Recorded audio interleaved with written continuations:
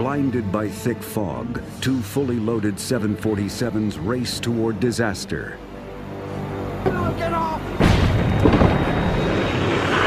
In 1977, the worst accident in aviation history killed nearly 600 people. It was a survival mode that kicked in, and it was just get out of that airplane. We're going. Blamed on pilot error in low visibility, the accident was a wake-up call. I think every airline pilot knew there was something here that probably had made this an accident waiting to happen. But now, 30 years later, near misses on runways continue to occur. Technology exists to warn controllers and pilots of impending collisions, but only a few airports have it. The government's top safety bureau warns that it may only be a matter of time before a major collision happens. We've been operating on luck. We can't continue to do that. Safety is not a lucky system. It's a system of science, analysis, and facts. Are we doomed to repeat history? Stand by for takeoff, I will call you. And we're still taxiing down the runway. What will it take to make our runways safer? There are lessons to be learned from the deadliest plane crash. Up next on Nova.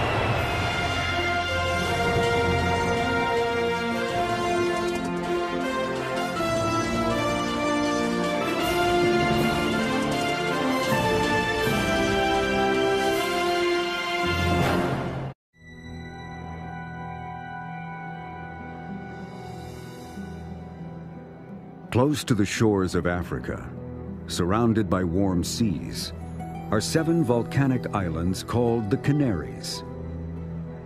This Spanish territory is one of the world's most popular tourist destinations. On March 27, 1977, a KLM 747 prepares to depart from the Canary island, Tenerife. Ready for startup in sequence 1, 2, 3, 4. Affirmative, ready on 1. The huge jumbo jet taxis into position. At the same time, a thick fog gathers on the runway, cutting visibility.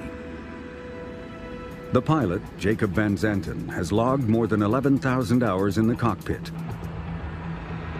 But despite his years of experience, he makes a terrible mistake, one that will baffle experts for decades to come. He begins his takeoff without clearance from the tower.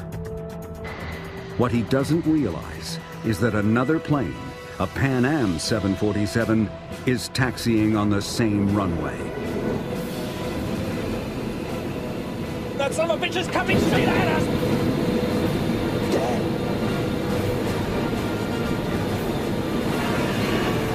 Come on!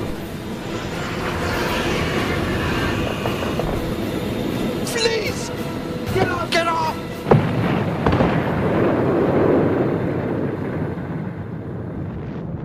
The crash and fire on the runway at Tenerife killed 583 people, making it the worst aviation accident in history. The handful who survived recall a harrowing ordeal. We had 28 people in the upstairs lounge. The lounge was no longer on the airplane. I looked in the cabin and everything was on fire. I thought, oh my God, we're trapped. Joan was standing there yelling, "Suzanne, take my hand." It was a survival mode that kicked in, and it was just get out of that airplane. I said, I will jump and try and break your fall. I felt so responsible because I couldn't take care of my passengers, and so helpless in looking back and knowing that there's nothing you can do. You can't get back in the aircraft. There's no way to get in it, and it's all on fire. As the news spreads around the world, everyone wants to know, how could such a devastating accident occur? And why would such a seasoned pilot violate such a basic rule of aviation? I can't emphasize to you enough how incredibly seismic this accident was. This was the granddaddy, not only of accidents in terms of number of deaths and the fact that it was 2 747s, this was so horrific, involving the best and the brightest of pilots. We had to get inside this pilot's mind. We had to know what happened. The story of the worst accident in aviation history begins about 4 hours before the crash. Two 747s are approaching Gando Airport on Grand Canary Island. A KLM flight from the Netherlands and a Pan Am flight out of Los Angeles. The American plane made a stop in New York, where it picked up a fresh crew. The cabin is nearly full, with 378 passengers and 13 flight attendants to look after them.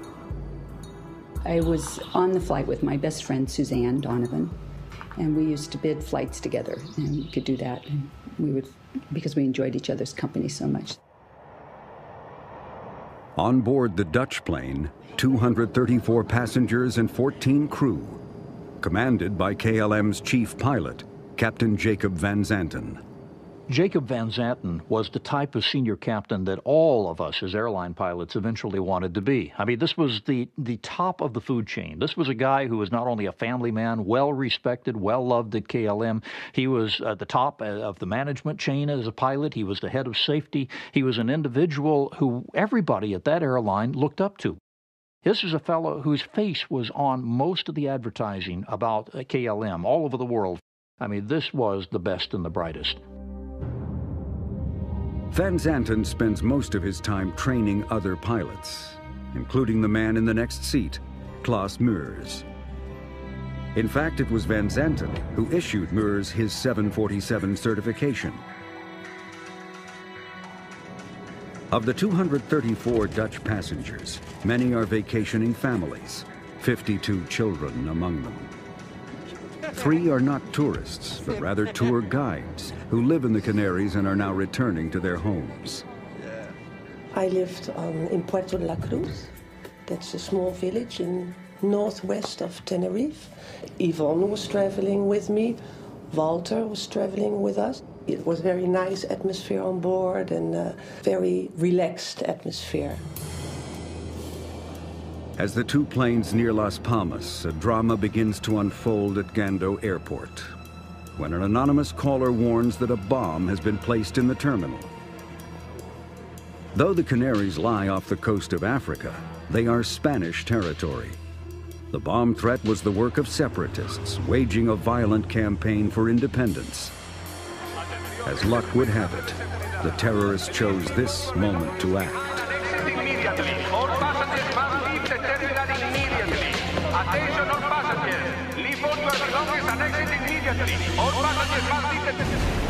A few minutes after the call, a bomb explodes at Gando Airport. Gando, KLM 4805 is with you now. KLM 4805 Gando, the airport is closed. The tower at Gando radios the KLM pilot that the airport is closed. All planes are diverted to Los Rodeos Airport on nearby Tenerife Island. This diversion could prove to be a significant problem. The KLM crew is scheduled to return to Amsterdam later that day. A long delay at Tenerife could put them past their duty time limits. Pilots are limited as to the amount that they can work in any given day. And after that, there's a required rest period. And this is done to combat fatigue and to help reduce the likelihood of errors. In the KLM case, they were beginning to push that limit. And that is always a concern, because if you can't complete the flight, now you have to overnight yourself and unexpectedly all of your passengers in a remote location that may or may not actually be able to accommodate them. 1736, good afternoon. Pan Am 1736 Gando, the airport is closed. The tower diverts the Pan Am plane as well. The first officer requests permission to remain in a holding pattern until the airport is reopened, but the request is denied. Negative, sir. I say again, the airport is closed. I think they just had so much traffic to deal with, they didn't have time to even consider giving an airplane clearance to hold or whatever. So that's what I assume, that they had made up their mind that they were just diverting everyone to Tenerife. So now both jumbo jets find themselves heading for the smaller Los Rodeos Airport on the island of Tenerife, half an hour away. It has only one runway, but it's the closest alternative. Tenerife was a commercial airport, but it was a smaller airport. It was perfectly okay to bring a 747 in there on a diversion, but not a whole fleet of airplanes, as happened on that day. The problem was there weren't enough places to park them, there weren't enough people on fuel trucks, there wasn't enough in the way of facilities to handle this influx of passengers, and it was frustrating for every one of the air crews involved. Ladies and gentlemen, this is Captain Victor Grubbs breaks the news to the weary passengers who've been traveling for more than 12 hours already. When they made the announcement that we were not going to be able to land right then at Las Palmas, mostly I was frustrated because it had been a really long trip, and I was tired, and time changes and this and that. So I guess I would say the chief feeling was frustration and sadness that we couldn't immediately disembark. People were not happy about this because it was not a good omen, you know. It was not a good omen having this take place. For the air traffic controllers at Los Rodeos, it's bad news as well. It's Sunday. Only 2 controllers are on duty, and they're not accustomed to handling this much traffic. KLM 4805, you are number 3 behind the 737. Report outer marker. 4805, follow the 737, report outer marker.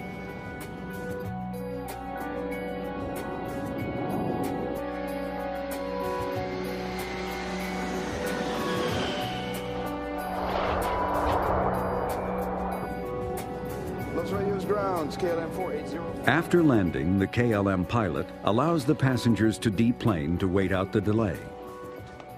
Soon, the small terminal becomes overwhelmed by the influx of unexpected visitors. And now the Pan Am plane, ferrying hundreds more, arrives.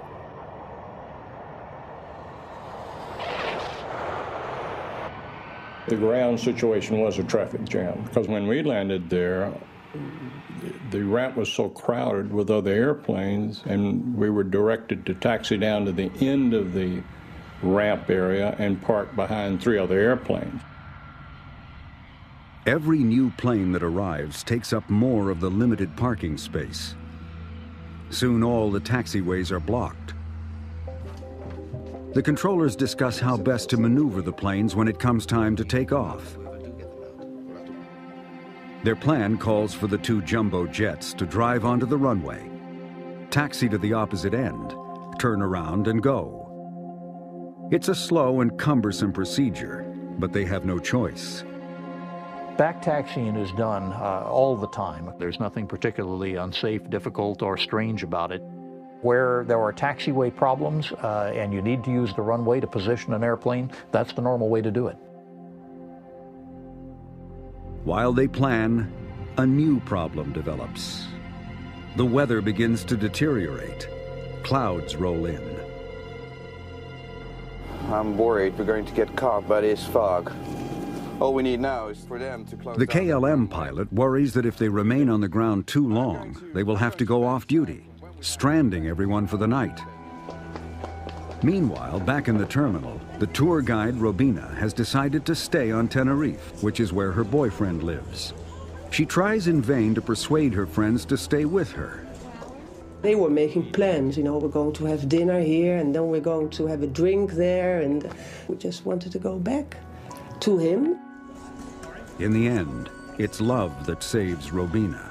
I met Robina in December 1976. I fell in love, and we've never been separated. No, again afterwards. With all diverted aircraft now on the ground, the tower crew suddenly has little to do except worry about the weather and listen to a soccer match to pass the time. Rodeos, Gando. Rodeos, go ahead. Gando to Tenerife ATC, we've just reopened. Until word comes that Gando Airport has reopened, and at last, everyone can leave. Ladies and gentlemen, may I have your attention, please? Gando Airport has reopened. Your flights will be reporting short. Please make your way back to the gate as quickly as possible when your flight is called. We thank you for your attention. Para el embarque Boarding was very complicated because when the passengers were called for their flights, they were scattered throughout the airport, in the cafeteria or buying souvenirs. We had to go around the map, and in fact, some passengers never did board the aircraft. While the KLM waits for its passengers to reboard, the crew decides to refuel. This seemingly routine decision will have catastrophic consequences. As you add fuel to an airplane, even the size of a 747, you increase the amount of speed necessary for what we call V1 and rotate, in other words, to lift it off the runway. You increase the landing and takeoff distance by a certain amount. These are all very easily calculated figures, and of course you look at that before you make the decision as a captain on whether or not to refuel at a particular location. In order to keep the weight down at takeoff, the normal practice is to take on only the amount of fuel required. But the Dutch captain takes on 55 tons, enough to get him not just to Las Palmas, but all the way back to Amsterdam.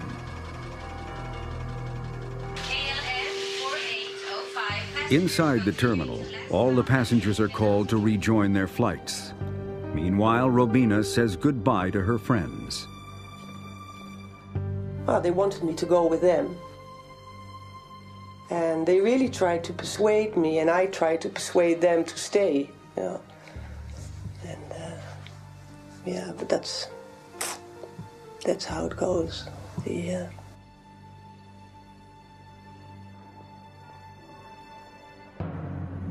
temperature is 14 and falling. The controllers are now racing against the worsening weather. But some planes can't move. The Pan Am plane is stuck behind the KLM, which is still refueling. 736, there's a delay for you. The KLM in front of you is refueling. So the first and second officers decide to go outside to see if there's room to taxi around the other jet.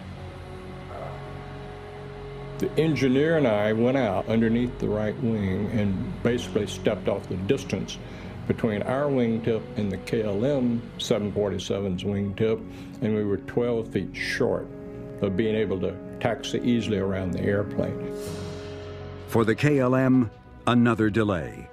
2 children have wandered off, and the parents have gone to look for them.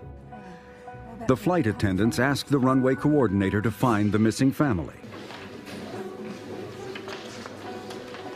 When he locates them, he takes them back to the plane. But time has been lost, and the weather is getting worse. I'll never forget that.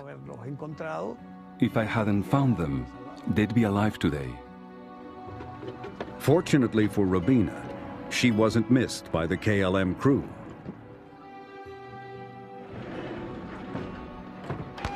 Station calling to start.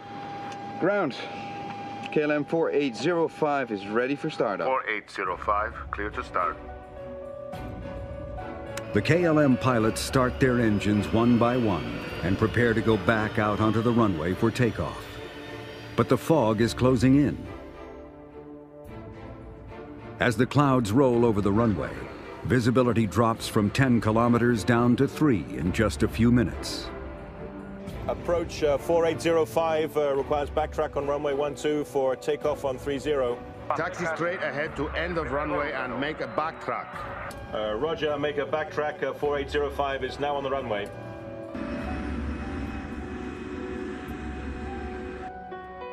Pan Am 1736, ready to start. Pan Am 1736, clear to taxi on runway following the KLM. Pan Am 1736. Basically, our instructions were to follow KLM, to backtrack down the runway. Now, backtrack means that you're taxiing down the runway in the opposite direction of the takeoff, following KLM. The second 747, weighing 335 tons, turns onto the runway and creeps along at about 10 miles per hour. The 2 aircraft are on the same runway.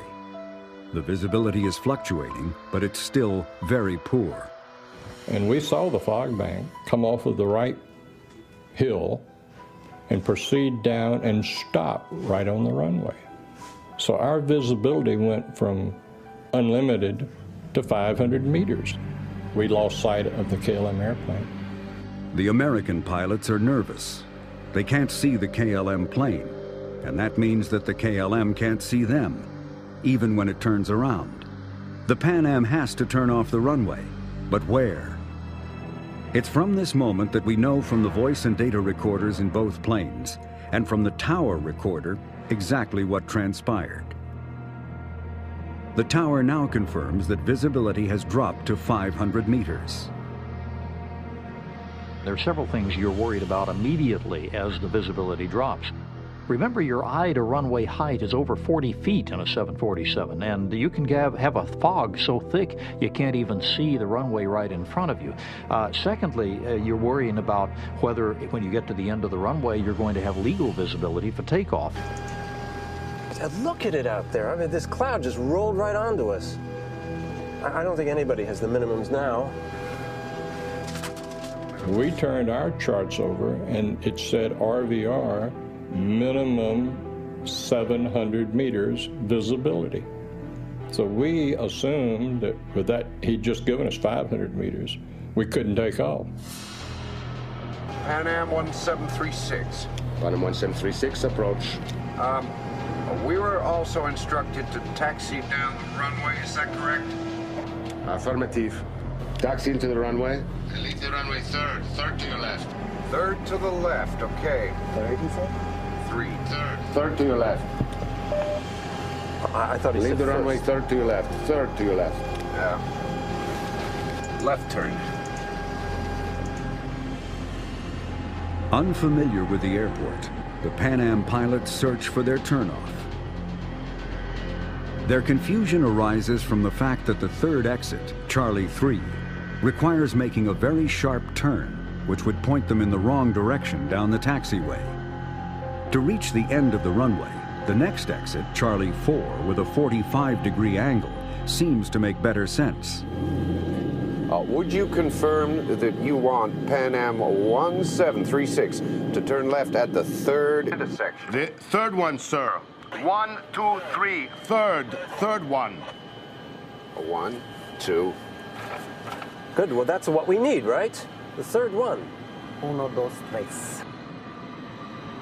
Pan Am was told to take the third taxiway.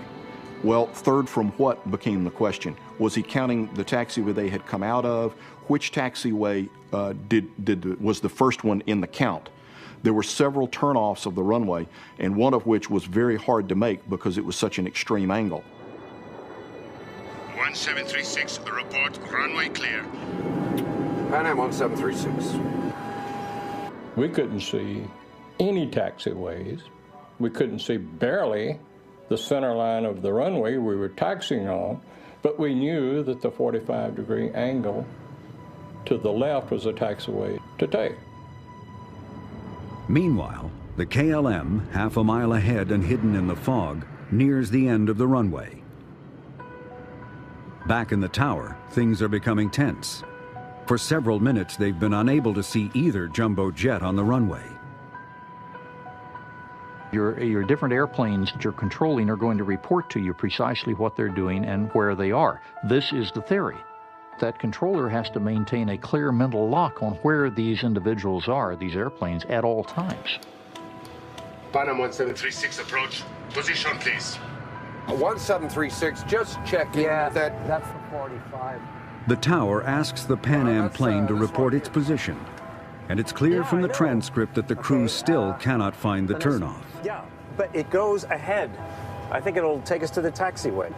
Maybe he counts these as 3. Oh, I like this. The visibility goes up and down by the minute. In the KLM, Captain Van Zanten is worried that the airport will close. There's a good chance he's going to be trapped on the ground, forced to spend the night at Los Rodeos. Not an enticing prospect. Here's what Jacob would have been thinking about. If I have to shut the operation down and give my guys 12 hours of rest, and myself, I'm going to have to buy rooms for the outbound passengers. That's for one day. That's going to be a huge expense. I'm going to have a 747 sitting on the ramp where it shouldn't be, and one less bird to fly the next scheduled trips out of Amsterdam. That's going to cost us a little bit of time and money. But the most important thing, and this is true, is the embarrassment of a senior leader in being unable to make happen what he wanted to have happen. At the end of the runway, the plane begins its 180-degree turn. It's just after 5 p.m. The two aircraft are now face to face, a half a mile apart, unable to see each other in the fog. Okay, we have 700 meters visibility here now. Wait a minute. We don't have ATC clearance. I know that. Go ahead, ask. KLM 4805 is now ready for takeoff. We're waiting for ATC clearance. KLM 4805, you're cleared to the Papa Beacon. Climb to and maintain... Air traffic control clearance is permission to fly the route once airborne, but it's not permission to take off. That has to be obtained separately. Las Palmas VOR. Roger, sir. We're cleared to the Papa Beacon, flight level 90. Right turn out 040 until intercepting the 325. We're going. No! Stand by for takeoff, I will call you. And we're still taxiing down the runway. Pan Am 1736. Pan Am 1736, report runway cleared. Okay, we'll report when we're clear. Thank you, 1736. He asked us, were we off the runway? And I responded back, negative. We are still on the runway, but we will report clear of the runway. That was the last thing I said over the radio.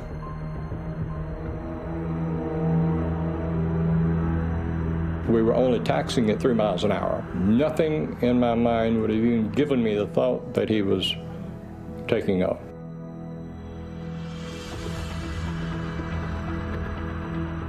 Isn't it clear then? What do you say? Isn't it clear that Pan Am? Oh, yes. The die is cast. With every second, the KLM is going faster and faster. At that moment, the Pan Am begins to turn off the runway. Damn, that son of a bitch is coming straight at us!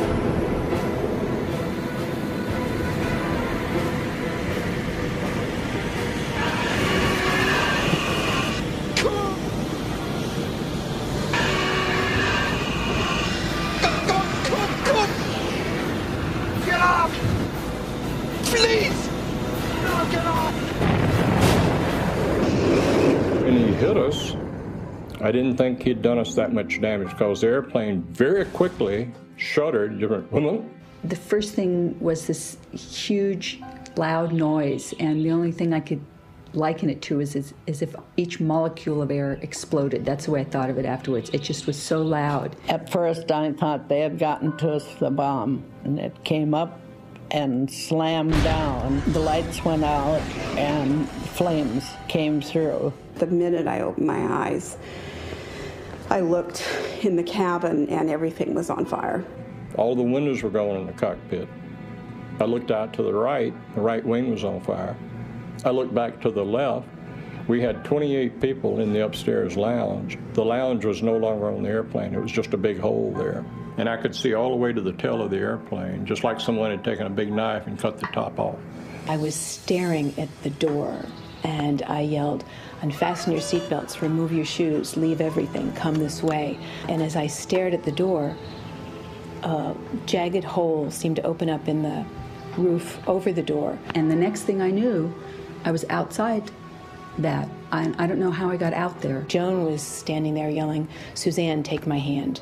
And I was standing above the level of the door on fuselage rubble pieces. And I leaned down and said to Suzanne, "Give me your hand." I lost Joan's hand very quickly, so I jumped. And it seemed like the leap from a second-story building. The captain, he elected to jump down in the first-class section of the airplane. And when he hit the first-class floor, the floor collapsed and he fell on down into the cargo area. I immediately thought it was total destruction. It never dawned on me that I would make it. But I thought, hey, do something. Don't just sit there, do something. I just went over the seat backs, and I'm not that athletic really, but I went over 3 rows of seats. One man was sitting there looking like I need help, but I couldn't help him. When KLM hit us, all communication stopped. The tower called and couldn't get any response from either the KLM or ourselves. There was an airplane in the holding pattern right above Tenerife. Called the tower and said, "I see smoke and wreckage on your runway." Rodeos approach Sterling 105. We're downwind from runway 30 and something's glowing on the field. Looks like a fire. Come on, come on! He hits the emergency warning. After KLM hit us, he went on down the runway and hit on the runway 1,500 feet down, closer to the tower. So when the fire truck and the ambulance came out, they got to him first. After the initial impact, the KLM continues flying for another 150 meters before slamming into the ground. The 55 tons of fuel the Dutch plane had taken on creates a massive fireball that seals the fate of everyone on board. Not one person survives.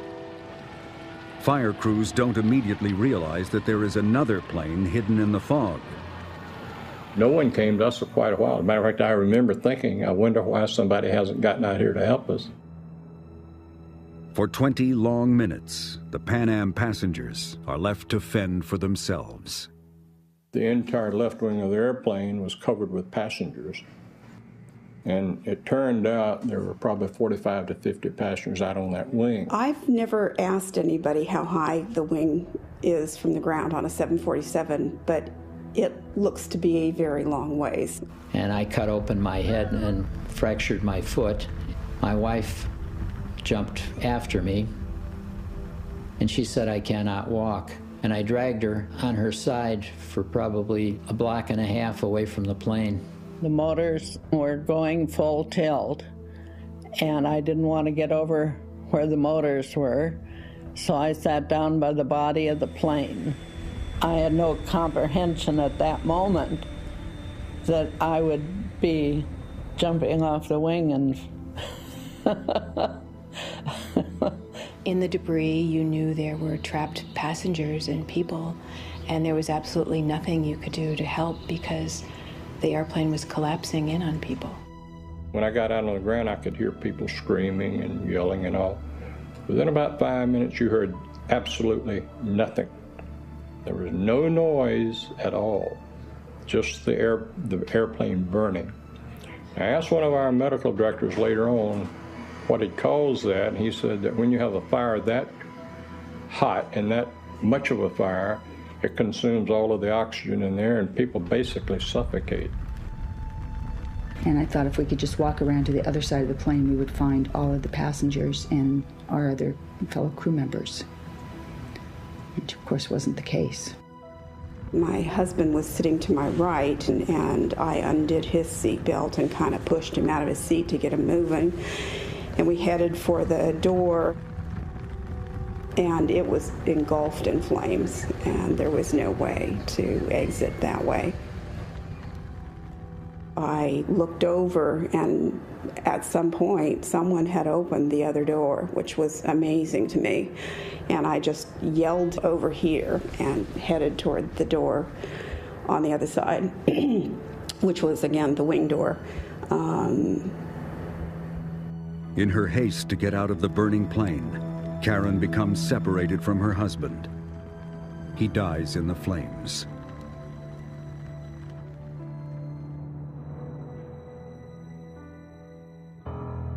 Later, Spanish authorities set up a morgue in one of the hangars. 583 people died. Even today, it's still the highest death toll of any aviation disaster. And soon everyone began asking the same questions. How and why could two state-of-the-art airliners smash into each other on the same runway? After doing accident investigations for something over 20 years, I've never seen an accident that didn't have several pieces in this chain that had to come up just the way that they did for the accident to occur. And this is one of those cases. Investigators from the US, the Netherlands, and Spain slowly pieced together the improbable chain of coincidences, bad luck, and questionable judgment that led to the accident. They recognized that the bomb the overcrowded airport, and the bad weather were all unavoidable.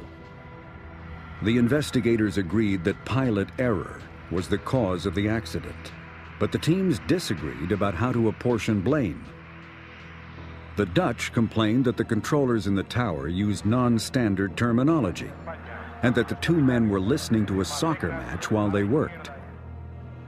But the Dutch saved their strongest criticism for the Pan Am pilots who failed to turn off at the third exit due to confusion and fog. But is that considered pilot error? There is no experienced aircrew out there who hasn't missed a turnoff, gone someplace a few feet at least that they shouldn't have gone in an airplane, violated a clearance of some sort inadvertently. Turning off at the wrong taxiway or not turning off is a human mistake. It was not a professional discretionary error, and that's how you have to look at it. Anybody who would try to hang an aircrew for that does not understand the equation. The Spanish and American investigators acknowledged that the Pan Am mistake played a role, but they held that the main fault lay with the KLM crew, because there was one undeniable fact. We're going. Captain Van Zanten took off without proper clearance from the tower. The burning question was, why? The answer revealed a systemic problem that plagued cockpits throughout the aviation industry. At the time of Tenerife, none of the subordinate crew members had the authority to shut down the takeoff, had the authority to tell the captain something the captain didn't want to hear, and on top of that, they had a clear reason to be concerned if they insulted a captain or made the captain mad. The critical turning point came just 67 seconds before the collision. That's when, according to the KLM data and voice recorders, Captain Van Zanten first applied power to the engines. First Officer Mears quickly reminded him that they had not yet received air traffic clearance. This was an almost unthinkable error for an experienced pilot to make.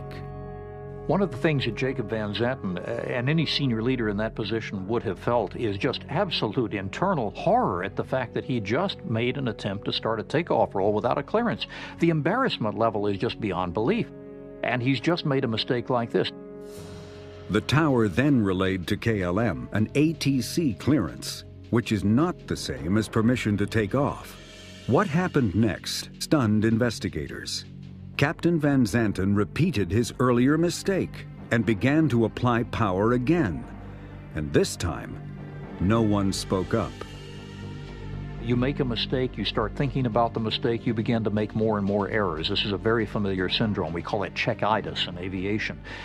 Even somebody as experienced as Van Zanten had to have a certain part of his mentality pulled away to deal with the embarrassment of this. And then, this is one of the reasons, understanding this, why the co-pilot would have opted just to tell the tower that they were rolling, rather than once again turning to his senior leader and embarrassing him yet another time. As they began their takeoff roll, the collision might yet have been averted, if not for a terrible piece of bad luck.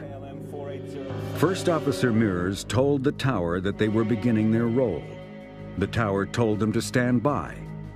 At the same time, the Pan Am cockpit warned that they were still on the runway. In the KLM cockpit, these simultaneous transmissions were audible, but barely. When you want to speak in the radio, you mash down on the transmit button, and that means that if someone else is trying to transmit at the same time, it's not necessarily certain that his transmission is going to get through. And that occurred with the Pan Am jet in this accident, that their transmission, that they were still on the runway, only came through partially or was incomplete at the same time that the KLM airplane had initiated its takeoff roll. It's possible that Van Zanten didn't hear either message, although the KLM flight engineer appeared to react to it. Isn't it clear then? What do you say? Isn't it clear that Pan Am? Oh, yes. Those are the last clear words on the KLM voice recorder. The data recorder, though, suggested that Captain Van Zanten quickly realized that he was on a collision course, because he tried to take off early. The airplane is accelerating rapidly during the takeoff roll, and it's covering hundreds of feet per second, so that by the time he saw it, there was no hope that he was going to be able to stop in time to avoid the collision. That only left him the possibility of trying to fly over the top of it. And as he rotated to try to get the 747 airborne at the earliest possible moment, it struck the tail and there was impact marks on the runway. They only had 3 or 4 seconds to sort it out. Please! Get off!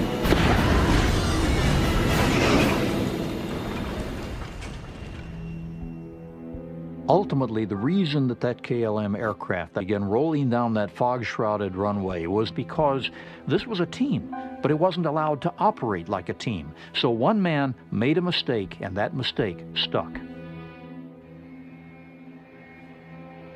Today, 30 years later, cockpit culture is very different. Pilots are trained not only to tolerate input from other members of the crew, but to encourage it. There has been an effort to, if you will, flatten the authority gradient, so even though you may have many years of experience separating the captain from the first officer, they are operating much more closely as a team rather than as the guy in charge and his the knight's squire, as it were, operating alongside him. But despite extensive training and heightened awareness, runway incursions, defined as any vehicle on a runway when it shouldn't be, occur in the U.S. with surprising regularity. We're seeing something like 325 of them a year. That's too many. The possibilities are too great for a collision, for an accident, where many deaths could be as a result. Of these, as many as 25 each year are considered extremely serious. An almost exact repeat of Tenerife took place in 1999 at Chicago's O'Hare Airport. The National Transportation Safety Board produced this forensic animation, which shows a Korea Air 747 being forced to climb over a China Air 747 that had blundered onto the runway. The two planes missed each other by only 80 feet. And another, even more recently in 2005 in Boston. An air traffic controller cleared a U.S. Airways jet for takeoff. But at the same time, another controller cleared an Aer Lingus flight to take off on a crossing runway. At the last minute, the U.S. Airways co-pilot spotted the other plane and warned the captain, who delayed his takeoff as long as he could, allowing the Aer Lingus to slip overhead. Had the co-pilot not felt free to speak up, hundreds of people could have died. Airlines today extensively train pilots in simulators, not only to perform emergency maneuvers, but to condition behavior as well. One of the things we do is take situations that involve the human factors element, crews coordinating and working together, and we say we will be given situations to say, here's what happened on some flight. Now, how would you have done it differently? And the result of which is to get crews to work better together so that this doesn't become a point of contention. But improved pilot training is only one defense in a system with as many potential failing points as there are human beings involved. There's 15,000 controllers, over 600,000 pilots, and hundreds of thousands of drivers that operate on the nation's airports. They're all subject to making human error. We'd like to take technology to a level that we can use technology to reduce the possibility of human error, or if an error is made, catch that error before it becomes a catastrophe. The Federal Aviation Administration has spent millions of dollars to improve taxiway markings and lighting at airports. And at some airports, the agency has installed technology to track movement on runways, to warn controllers of impending collisions. The NTSB insists that alerting the control tower of potential accidents is still not enough. It doesn't really get us to where we want to be, which is with a redundant system that provides communication to the cockpit crew so that they can make the final decision whether they should go across an active runway, go around in case there is an occupied runway. That's really what we believe will prevent runway incursions. Because of those concerns, the FAA is now experimenting with an improved system that warns pilots directly of possible runway conflicts. Embedded in one runway at Dallas-Fort Worth Airport, sets of bright red signals act as a kind of smart traffic light for aircraft. When a runway is in use, the airport's movement tracking system automatically switches on red holding lights to warn taxiing pilots not to cross onto the active strip. The Dallas experiment seems to demonstrate that the technology exists to prevent another Tenerife. The FAA is still evaluating the program. Meanwhile, fewer than 10% of the nation's increasingly crowded airports have any kind of movement detection system at all. And the NTSB has warned the FAA that the yearly number of incursions is simply too high. Too long are we dealing with issues like 325 runway incursions a year.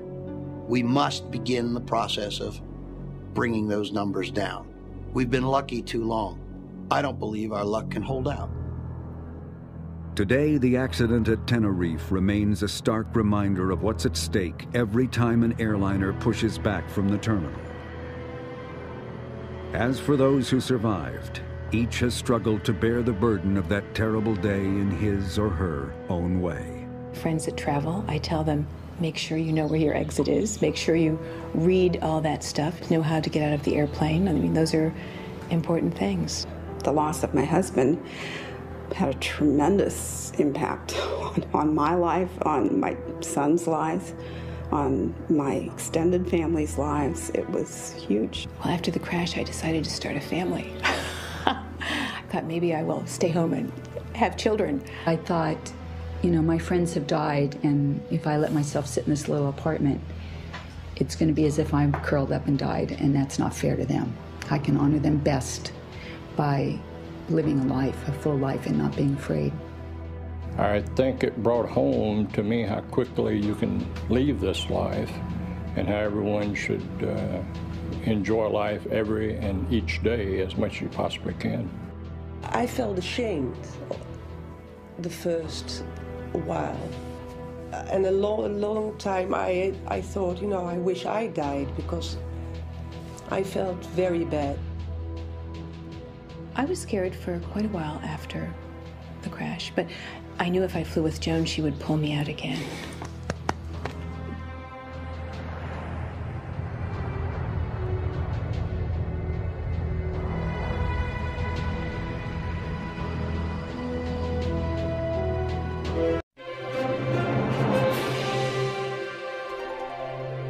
Just how risky is flying today? Find out on NOVA's The Deadliest Plane Crash website. Go to pbs.org.